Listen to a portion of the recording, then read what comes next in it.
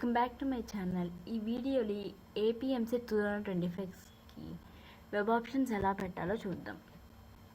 First మీరు APSCHE వెబ్సైట్లోకి వెళ్తే మీకు ఓపెన్ అవుతుందన్నమాట. వెబ్ ఆప్షన్స్ ఇక్కడ వెబ్ ఆప్షన్స్ అని కనిపిస్తుంది కదా, దీన్ని క్లిక్ చేస్తే ఇలా వస్తుంది. మీ website hall ticket number enter చేయండి, మీ డేట్ ఆఫ్ బర్త్ ఎంటర్ చేయండి. సబ్మిట్ చేశాక మీకు ఇలా కనబడుతుంది. అప్పుడు మీరు రిజిస్ట్రేషన్ చేసుకున్నప్పుడు మీ మొబైల్ నెంబర్ ఇచ్చి ఉంటారు కదా, ఆ మొబైల్ నెంబర్ ఎంటర్ చేసి దాన్ని ఓటీపీ చేసి సబ్మిట్ చేయండి.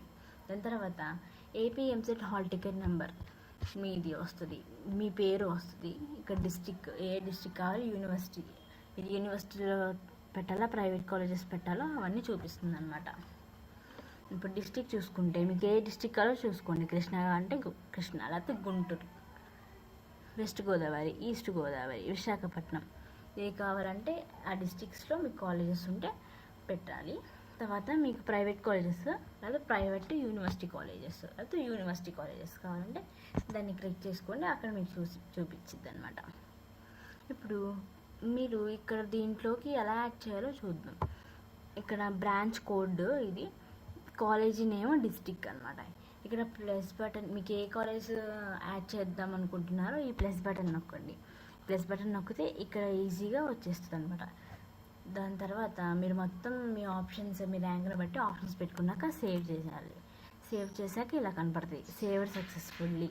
తర్వాత ఓకే నొక్కండి. ఓకే నొక్కాక ఇక్కడ కింద ఫ్రీజ్ అనే ఆప్షన్ వచ్చింది అనమాట. ఇక్కడ ఫ్రీజ్ అనే ఆప్షన్ వచ్చింది. ఫ్రీజ్ అనే ఆప్షన్ నొక్కితే options once freezed, candidates cannot add, modify the options, change the order sequence, do you want to proceed.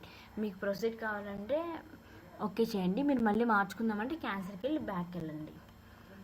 ఇప్పుడు ఓకే చేశాక ఫ్రీజర్ సక్సెస్ఫుల్లీ. ఫ్రీజర్ అంటే ఇక్కడ సబ్మిట్ చేసినట్టు అనమాట. దాని తర్వాత మీకు ఇలా కనిపిస్తుంది అనమాట.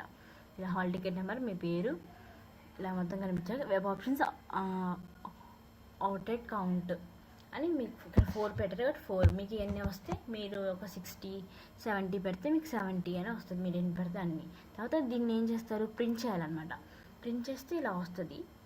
దీన్ని మీ దాంట్లోకి సేవ్ చేసుకోండి, మీ ల్యాప్టాప్లో కానీ మీ పీసీలో కానీ సేవ్ చేసుకోండి.